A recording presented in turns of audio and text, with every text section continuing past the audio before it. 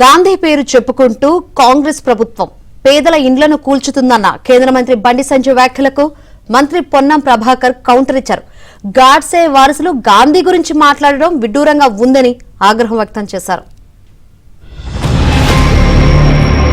Apartments కట్టండి, ప్రజలతో చర్చ జరపండి, బాధ్యతతోని అందరినీ సమానంగా చూడండి, చూసి చేసే ప్రయత్నం చేస్తే అప్పుడు ప్రజలు కూడా సహకరిస్తారు. మీరు చేసేది ప్రజల కోసం అంటున్నారు, కానీ ఆ ప్రజలే అక్కడ వ్యతిరేకిస్తున్నారు. ప్రజల్ని ఇబ్బంది పెట్టి నిజంగా గాంధీ మహాత్ముని ఆత్మ శోభిస్తుంది. పేదల కోసం పరితపించినటువంటి గాంధీ మహాత్ముడు, ఆ గాంధీ మహాత్ముని రాజ్యంలో ఆయన అయితే రాజ్యం అనుకుంటో దానికి వ్యతిరేకంగా ఇలా గాడ్సే రాజ్యం తెలంగాణ రాష్ట్రం నడుస్తున్నది. వాళ్ళు ఇంత ఘోరం, ఆ పేదలు ఉసురు పోసుకుంటున్నారు. వాళ్ళ పేదలు ఈ కులోటుడిని అర్థమవుతుంది. తెల్లాలేస్తే పేదల ఇండ్లు ఉంటాయా, కూల్తాయా?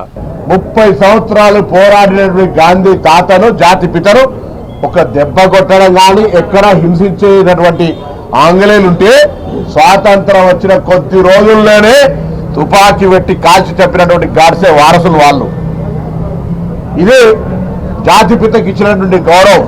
వాళ్ళు జాతిపితకి గాడ్సేకు సంబంధించి మాట్లాడితే ఇలా గాడ్సే వారసులుగా ఈ భారతదేశం లోపల విభజించి పాలించు అనేటువంటి మతతత్వ వాదానికి మాత్రమే ప్రతిజ్ఞ చేస్తా ఉన్నారు. తెలంగాణ నిర్మాణానికి సంబంధించి గత బడ్జెట్లల్లా భారతీయ జనతా పార్టీ ఎందుకు నిర్లక్ష్యం వహించింది, భారతీయ జనతా పార్టీ తెలంగాణ పట్ల ఎందుకు వివక్ష చూపెడతా ఉంది, భారతీయ జనతా పార్టీకి ఎందుకు తెలంగాణ అంటే కోపము, నరేంద్ర మోడీ గారు సాక్షాత్తు పార్లమెంటులో తెలంగాణ విభజన అపహాస్యం చేసినటువంటి మాట్లాడిన సందర్భంలో మరి తప్పకుండా ఈరోజు జవాబు చెప్పాల్సిన పరిస్థితి వస్తాయని ముందే వాళ్ళు పట్టగాల్సి మీద వారేసే ప్రయత్నం చేస్తూ ఉన్నారు.